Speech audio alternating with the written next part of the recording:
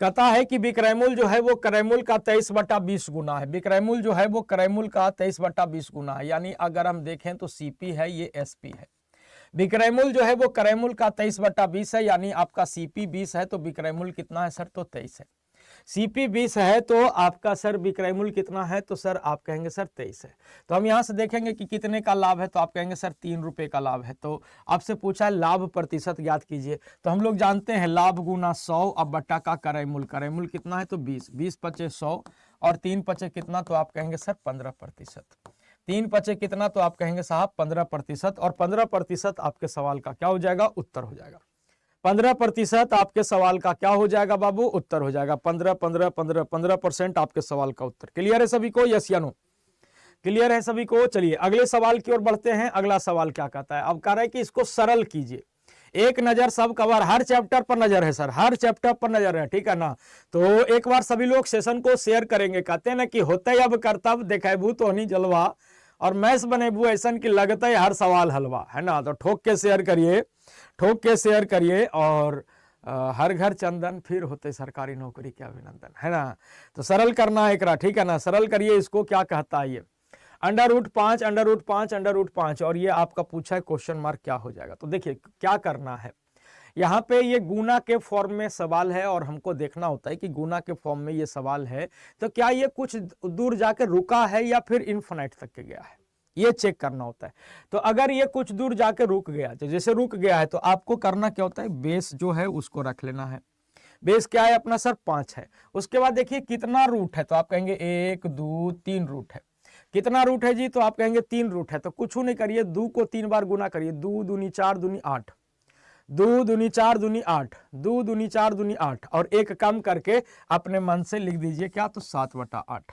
ऐसे फार्मूला क्या होता है कि a का पावर क्या होता है कि 2 का पावर n -1 डिवाइडेड बाई 2 का पावर n, है ना? तो ये चीज इस फॉर्मेट पे ये चीजें चलती है, इस फॉर्मेट पे ये चीजें चलती है। तो 5 का पावर 7/8। तो ये फार्मूला के रटे जाए, हमने ये जुगाड़ू आदमी, समझी ना? जुगाड़ू आदमी है तो हमने सीधा सीधी काय गो रूट हो रे बाबू, तो 3 गो रूट हो, तो 2 के 3 बार गुना कर देवे, है ना? तो 2 दूनी 4 दूनी 8, अपने मन से एक कम करके कौची लिख देंगे बाबू, तो 7/8। अपने मन से एक कम करके का लिख देंगे, तो 7/8, और 7/8 आपके सवाल का उत्तर। क्लियर है सभी को, यस या नो? क्लियर है सभी को, यस या नो? चलिए बहुत अच्छा, बी बहुत अच्छा, ठीक है। चलिए आगे बढ़ते हैं हम लोग अगले सवाल की ओर। तो कहता है 4 अंकों की बड़ी सी बड़ी संख्या जो 88 से पूरी तरह विभाज्य है। 4 अंकों की वह बड़ी सी बड़ी संख्या ज्ञात कीजिए जो 88 से पूर्णतः डिविजिबल है। 88 से पूर्णतः डिविजिबल है। 4 अंकों की वह बड़ी सी बड़ी संख्या जो 88 से पूर्णतः डिविजिबल है। चलिए फटाफट, तो 4 अंकों की सबसे बड़ी संख्या आपको बतानी है जो 88 से डिविजिबल है। अब देखते हैं किसका उत्तर सबसे पहले आता है, किसका उत्तर सबसे पहले आता है। 88 से डिविजिबल। आप कहेंगे महाराज 88 का हमको पहाड़ा याद है, जब हम चेक करेंगे कि कौन है 4 अंकों की सबसे बड़ी संख्या। हम कहे बबुआ 88 की अगर हम बात करें तो 88 से कोई संख्या तभी कटती है जब वह 11 और 8 से कटती है। 11 और 8 से, 11 8 88। तब हम क्या करेंगे कि 8 का नियम फॉलो होना चाहिए, 11 का नियम फॉलो होना चाहिए, और बड़ी सी बड़ी संख्या देखनी है। तो हम चाहेंगे कि सबसे पहले हम वैसे ऑप्शंस को उठाएं जो सबसे बड़ा हो, वैसे ऑप्शंस को उठाएं जो सबसे क्या हो, तो बड़ा हो। तो अगर हम देखते हैं तो इसमें अगर हम इसको ऑप्शन नंबर डी को कंसिडर करते हैं तो 11 9 99, 11 8 88, 11 से तो कट रहा है, लेकिन 8 से कट रहा है। चेक करेंगे तो 8 से कटने के लिए क्या होता है कि अंतिम 3 अंकों से बनी संख्या, अंतिम 3 अंकों से बनी संख्या 8 से कटना चाहिए। तो अब 8 से लगाते हैं, इसमें 8 एकम 8 बच गया कितना, तो 1 18, 8 दूनी 16 बच गया, 2 28। नहीं कटता है सर, नहीं कटता है, तो ऑप्शन नंबर डी नहीं होगा। उसके बाद बड़ा हमको कौन दिख रहा है, तो ऑप्शन नंबर ए दिख रहा है। ए पर हम गौर करते हैं जरा सा। तो 11 9 99, 11 चौको 44, 11 से तो कट रहा है, 8 से कट रहा है, तो अंतिम 3 अंकों से बनी संख्या को उठाते हैं। तब इसको उठाते हैं तो अब देखिएगा सर, 8 एकम 8 बच गया कितना, तो 1 14, 8 एकम 8 बच गया 6, 4 8 8 64। हाँ ये कट जा रहा है सर। तो option number A will be correct answer. Option number A आपके सवाल का क्या हो जाएगा, उत्तर हो जाएगा। ऑप्शन नंबर ए आपके सवाल का क्या हो जाएगा बाबू, उत्तर हो जाएगा। क्लियर है, किसी को कोई दिक्कत नहीं होना चाहिए। ऑप्शन नंबर ए आपके सवाल का उत्तर हो जाएगा। क्लियर है? तो देखिए सबसे पहले हम कोशिश करेंगे कि सबसे बड़ी संख्या उठाएं, क्योंकि बड़ी सी बड़ी दे रहा था तो हम बड़ी सी बड़ी में हम लगाए, जो जुगाड़ था 11 और 8 का नियम लगाने लगे। तो जल्दीबाजी खाली नहीं करना है, जल्दीबाजी में 11 खाली 11 का नियम लगा दिया तुरंत ठोक दिया, ऐसा नहीं करना है। 11 और 8 दोनों का नियम लगाना है और उसके बाद डिसाइड करना है कि चीजें क्या होगी, ठीक है ना। तो चलिए क्लियर है सभी को, यस या नो? क्लियर है? चलिए ऑप्शन नंबर ए हो जाएगा, ठीक है ना, ऑप्शन नंबर ए हो जाएगा, ठीक है। तुक्का मत ठोको भैया जी, तुक्का मत ठोको, option number A will be correct answer, option number A आपके सवाल का उत्तर। चलिए अगले सवाल की ओर बढ़ते हैं। कहता है कि सर एक दुकानदार विक्रय मूल्य पर 20% लाभ प्राप्त करके उस वस्तु को बेचता है। एक दुकानदार जो है वो विक्रय मूल्य पर 20% लाभ प्राप्त करके अपनी वस्तु बेचता है, तो उसका वास्तविक लाभ प्रतिशत क्या हो जाएगा? ठीक है, कहता है एक दुकानदार विक्रय मूल्य पर 20% लाभ प्राप्त करके अपनी वस्तु बेचता है। अपनी वस्तु जो है वो 20% लाभ प्राप्त करके विक्रय मूल्य पर बेचता है, तो एक्चुअल प्रॉफिट परसेंट, तो एक्चुअल प्रॉफिट परसेंट आपको निकालना है। चलिए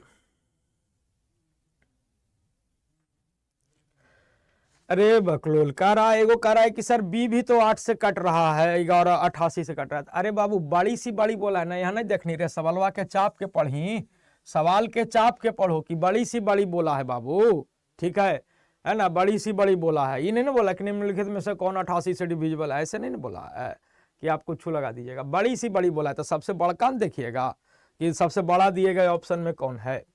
अब यहाँ पे देखिए 20% का लाभ हो रहा है, 20% कहने का मतलब है 1/5, लेकिन ये जो 20% लाभ हो रहा है वो विक्रय मूल्य पर हो रहा है।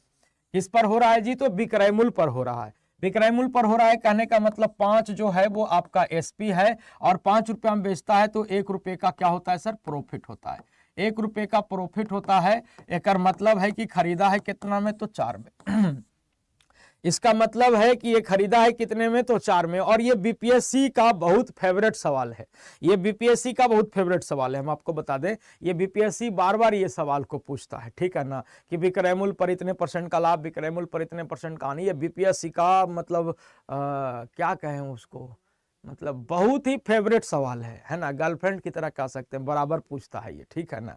तो क्या कीजिएगा, तो देखिएगा कहता है कि 20% का लाभ होता है। 20% मतलब 1/5। 1/5 कहने का मतलब है कि 5 हमारा सेलिंग प्राइस है और उस पे 1 रुपये का क्या होता है सर? लाभ होता है। 5 रुपया में बेच रहे हैं तो 1 रुपया का लाभ हो रहा है, कर मतलब खरीदे हैं कितना में? तो 4 रुपया में। आपसे पूछा है एक्चुअल प्रॉफिट बता दीजिए, तो एक्चुअल प्रॉफिट, तो प्रॉफिट कितना हो? तो आप कहेंगे 1। Profit into 100/CP। Actual profit जो होता है, वास्तविक लाभ या हानि, वो किस पे कैलकुलेट किया जाता है? सीपी पर कैलकुलेट किया जाता है। तो सीपी कितना है बाबू? तो 4। तो ओवरऑल अगर हम देखें तो कितने % का आपको सर लाभ है? तो आप कहेंगे सर 25% का आपको लाभ है। कितने % का लाभ है बाबू? तो 25% का लाभ है। That is option number B. Option number B आपके सवाल का उत्तर हो जाएगा। ऑप्शन नंबर बी आपके सवाल का क्या हो जाएगा? उत्तर हो जाएगा, है ना। एक बार सभी लोग दबा के शेयर करिए, कहते हैं ना कि लगा के आग पानी में हमने ये शौक पाले हैं, और कोई पूछे तो बता देना हम चंदन सर के दीवाने हैं, ठीक है ना। जी हाँ जी हाँ जी हाँ जी हाँ, सही पकड़े हैं, सही पकड़े हैं, ठीक है ना। चलिए अगले सवाल की ओर बढ़ते हैं। कहता है कि इसका भिन्नात्मक मान ज्ञात कीजिए। फ्रैक्शन वैल्यू ऑफ 0.321 और 21 पे आपका रैंकरिंग दिया गया है ना, 21 पे आपको रैंकरिंग दिया गया है, ठीक है ना। इसका भिन्नात्मक मान आपको ज्ञात करना है कि इसका भिन्नात्मक मान क्या बन जाएगा, इसका भिन्नात्मक मान क्या हो जाएगा, फटाफट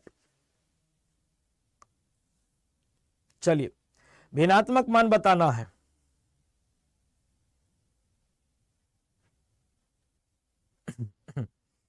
चलिए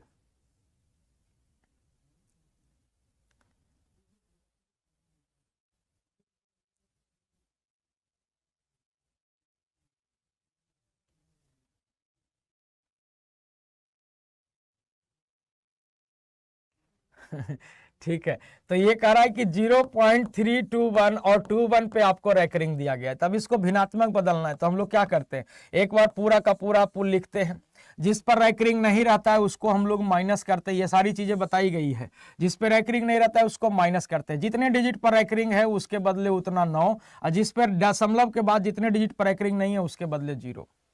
दशमलव के बाद जितने डिजिट पर एक्ररिंग नहीं है उसके बदले 0। अब यहां से इसको घटाएंगे तो ये हो जाएगा कितना, तो आप कहेंगे 318 और divided by 990, divided by 990, divided by 990। अब ये ऐसा ऑप्शन है नहीं। अब देखिए कि कट रहा है, इसको काटने का प्रयास करिएगा, कटता है ये, तो आप कहेंगे कि सर अगर हम देखा जाए तो 53 छक्के ये कटेगा, 53 छक्के कट जाएगा और 165 छक्के कट जाएगा, 165 छक्के कट जाएगा। That is option number C. Option number C आपके सवाल का उत्तर हो जाएगा।